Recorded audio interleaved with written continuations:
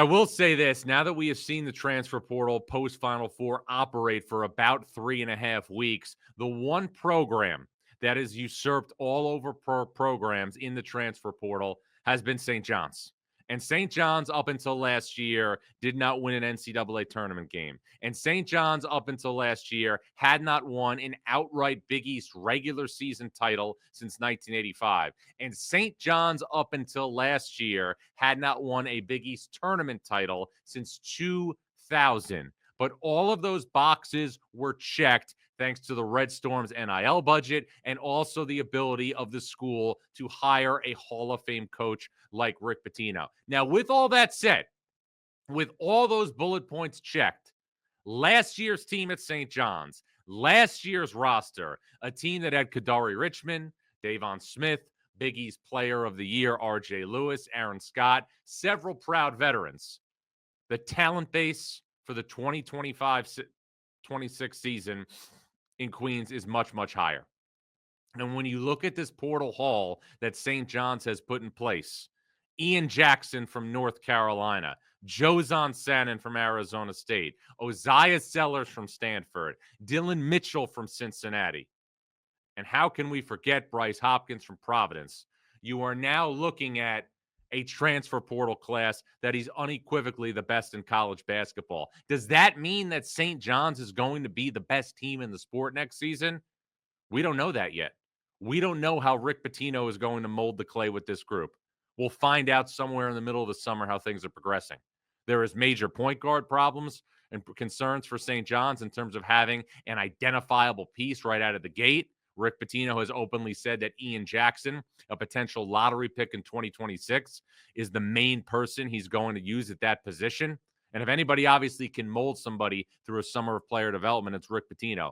But when you're looking at a roster right now in college basketball, man for man, player for player, unequivocally now, without hesitation, the most talented roster in college basketball resides in Queens and is the St. John's Red Storm. That doesn't mean that St. John's is going to be the best team. But I'm saying today, on the cusp of May, St. John's has the most talented roster in college basketball. It's the best portal class in college basketball. It has a lottery pick potentially in Ian Jackson. It has a first-round caliber talent in Jozon Sannon. It also has a player in Bryce Hopkins who, before injury at Providence, was trending towards being an all-Big East first-team player. And then we have to remember, too, that St. John's is going to bring back Zuby Ejiofor next year, who will probably enter next season as a second or third-team All-American and one of the favorites to be the National Defensive Player of the Year. Are there point guard questions for St. John's? Absolutely. Rick Pitino has to make Ian Jackson into a point guard. But St. John's, from an offensive perspective, from a shot-making perspective, some of the things that plagued last year's team that won 30-plus games and was a 2-seed, those things are erased. And I think you can also make a case that St. John's 4-5 next year, with Bryce Hopkins, with Zuby Ejiofor, those two players will enter next season, at least in the discussion, to be preseason All-Americans.